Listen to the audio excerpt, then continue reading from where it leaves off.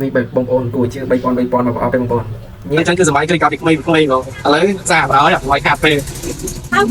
đâu ta nên ngọt đấy ba rồi đâu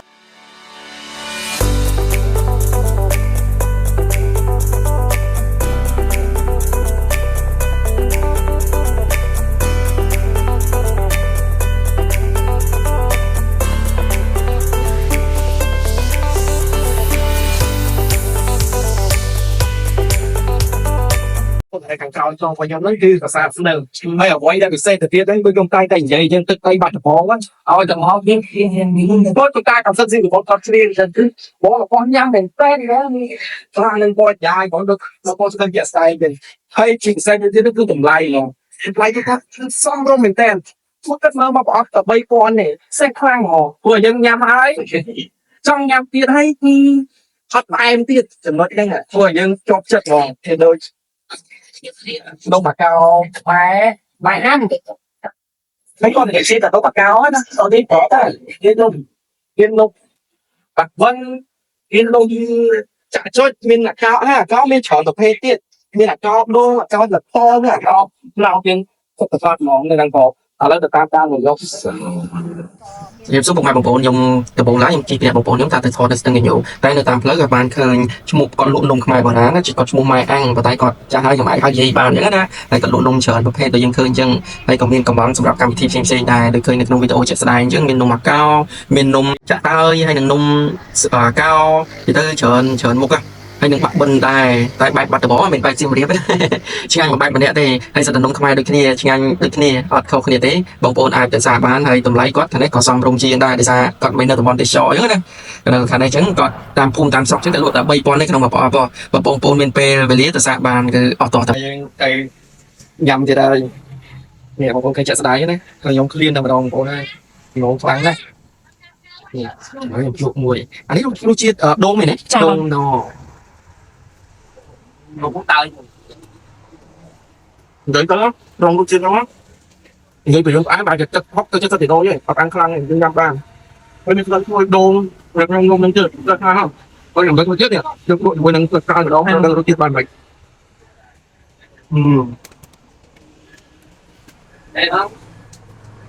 เป็นบอกgì nhưng từ anh không cho đặt cao chưa tôi không đặt cao càng nhưng đây vậy rồi hai con mà không phải để đồ cái này không xem nhéจะลงเฉยนะมือกองสิ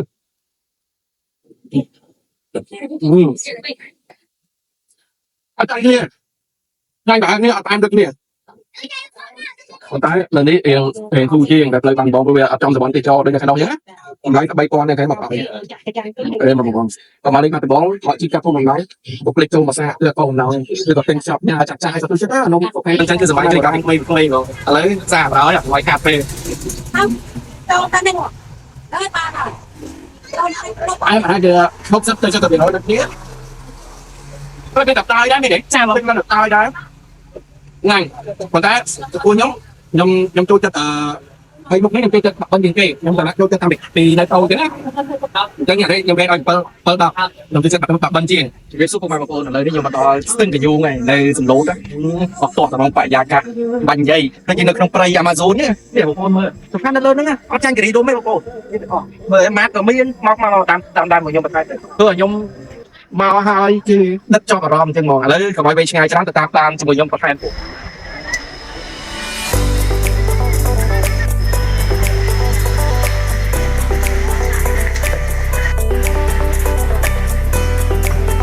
cô chúng ta chỉ xem để nó từng cái nhiều nên quay tiết á cứ các người cái vô đam chơi á thôi cả lại tôi sẽ làm mơ thì sẽ tiếp trong quanh từng cái dùng đừng mong mơ thôi mà chia mơ đông để quạt trong quanh mình nghĩ nó một cồn thì tới ở cái mà lên là đến còn miên mình tràn đòn cái trong môi trường vật chứ mà dân ai mau lên hay bong bong tụng qua từ mang để dân miên dân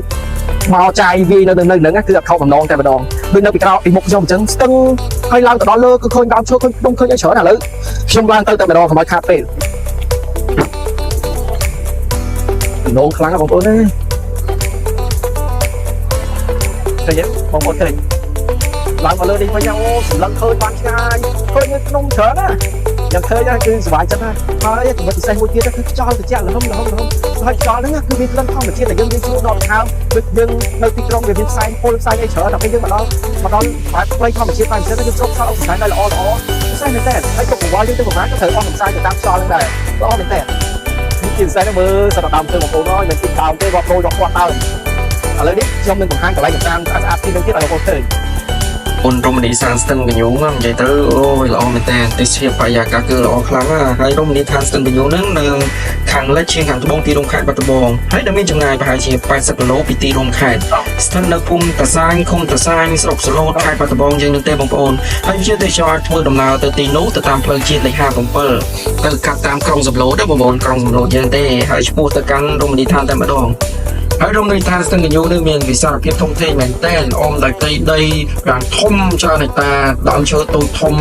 និយាយដកបន្ទុំបន្សំគ្នានិយាយទៅមើលទៅគឺទៅចាក់ទៅចង់ហ្មងទៅចាក់រូបត្រឈឹងត្រឆៃតែម្ដងក្រោមជំនោខ្យល់ធម្មជាតិបក់អង្អែលកាយត្រជាក់លហឹមនៅជាប់នឹងមាត់ស្ទឹង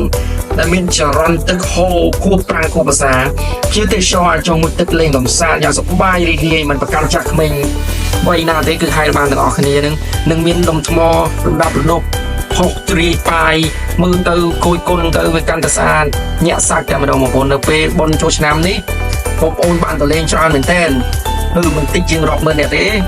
ហើយសុបាយបងប្អូនអើយទឹកអត់ទៅឲ្យពេញលេងមកហើយថាទឹកពេញលេងទឹកជ្រោះត្រជាក់មួយទៅរៀងលៀងនៅទុកកង្វល់ក្តីបារម្ភរបស់យើងអស់លេងពេលដែលយើងចុះហែលក្នុងទឹកហ្នឹងណា នៅពេលដែលយើងធ្វើដំណើរទៅលេងស្ទឹងកញ្ញូហ្នឹងនិយាយទៅគឺអត់ដឹងឆ្ងាយទេបងប្អូនជិះពីប្រទេសមានជ័យទៅព្រោះសពកំណើតខ្ញុំនៅប្រទេសមានជ័យខ្ញុំជិះពីប្រទេសមានជ័យទៅប្រហែលជាឆ្ងាយដែរជាង100គីឡូប៉ុន្តែ